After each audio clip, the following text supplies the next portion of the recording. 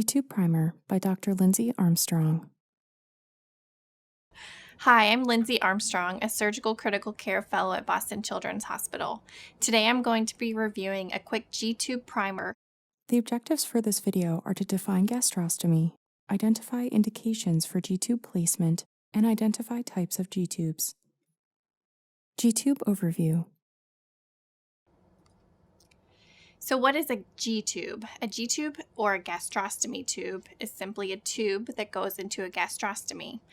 A gastrostomy is created surgically between the abdominal wall and the stomach.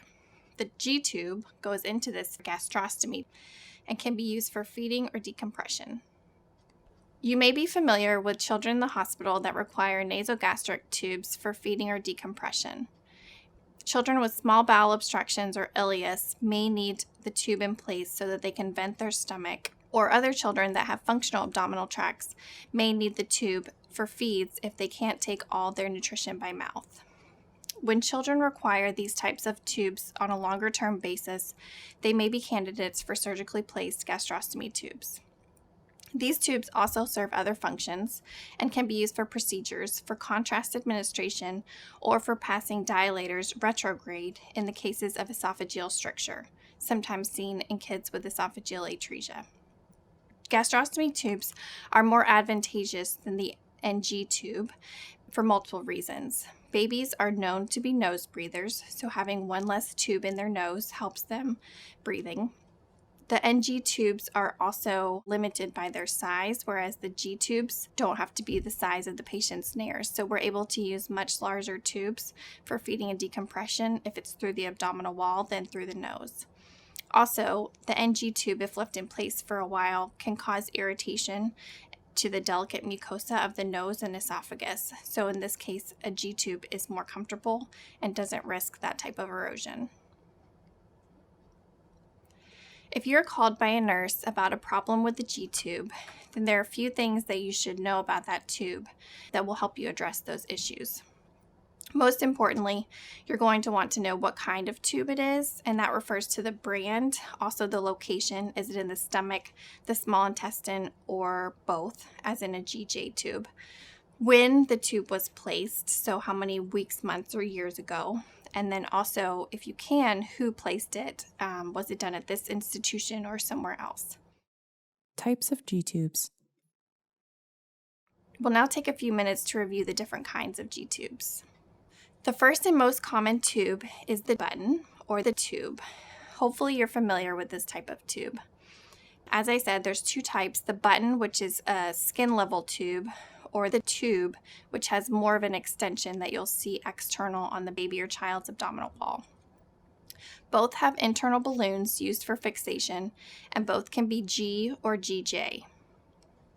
The gastrostomy button is a skin-level silicone device that has a side access port on which you can stick a syringe and inflate or deflate the balloon. The balloon should be inflated with sterile water only.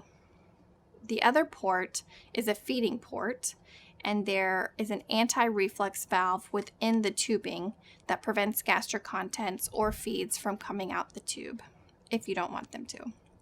This comes with extension kits so that the bag doesn't have to be right against the child's abdominal wall. The extension sets will swivel as the patient moves so that the patient can change positions during feeding.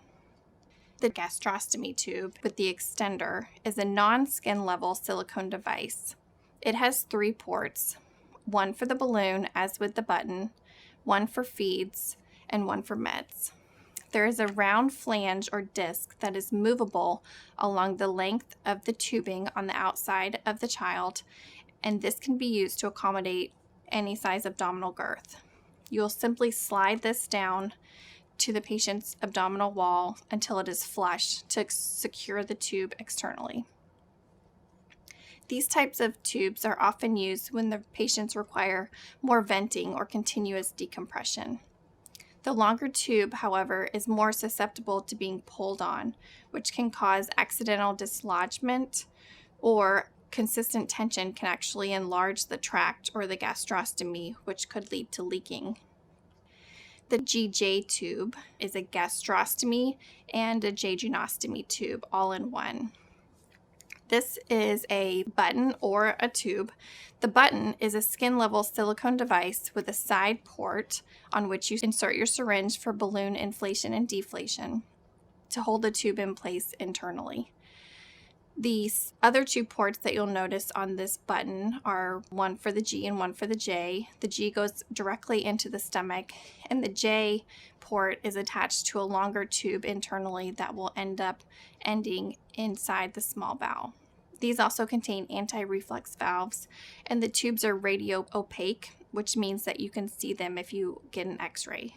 This is useful in determining their location. These are often placed in interventional radiology through an existing gastrostomy.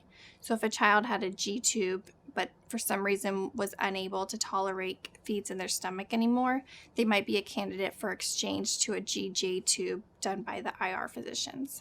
These also come with extensions, which can be used on the G port or the J port.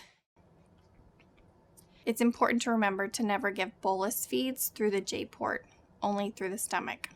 This is also an advantageous tube because you can simultaneously feed the small intestine through the J port while decompressing the stomach. The alternative to the GJ button is the GJ tube, which is a non-skin level silicone device, again with 3 ports, one for the balloon, one for the stomach, and one for the small bowel.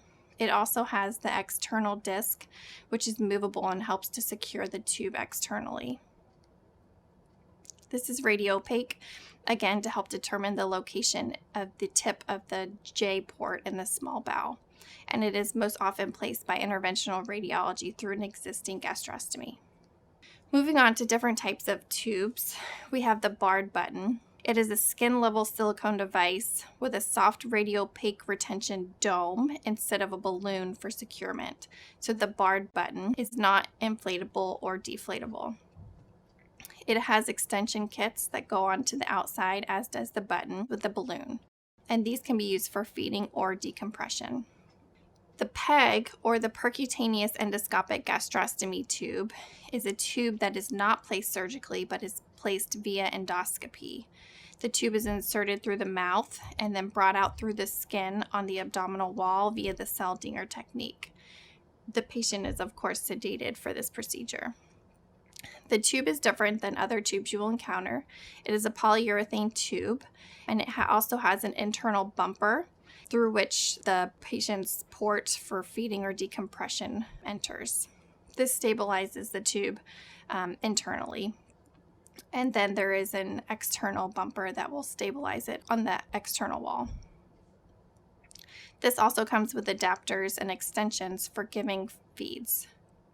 The Malicot tube is another form of G tube that is most commonly seen in smaller babies, as the internal fixation device is much smaller. So children with very small stomachs that maybe a G button balloon would take up their entire stomach. This is a little more advantageous, so there's actually room for feeds in the stomach as well. The internal bumper is a soft, flexible bulb that looks almost like a weaved basket, and it anchors the tube inside the stomach. It is easily pulled out with really not that much tension. So it's usually used as a temporary device until another tube can be placed or the child is big enough to have a different kind of tube. It comes in latex and latex-free versions and does require external securement, usually through sutures or a great tape job. The Foley catheter, while not a common G-tube, can be used for temporary securement. Most commonly, if your G-tube were pre-existent and were to fall out, if the tube is broken, you can't find another tube and need to get something into the gastrostomy to ensure that the tract doesn't close, then a Foley catheter of the same size or 1 to 2 French smaller would be ideal. This, of course, is a non-skin level tube. It has an internal balloon that you can inflate with the ports on the outside. It's, of course, going to pull out easily, so once you have it in place, it's important to secure it with tape or with sutures.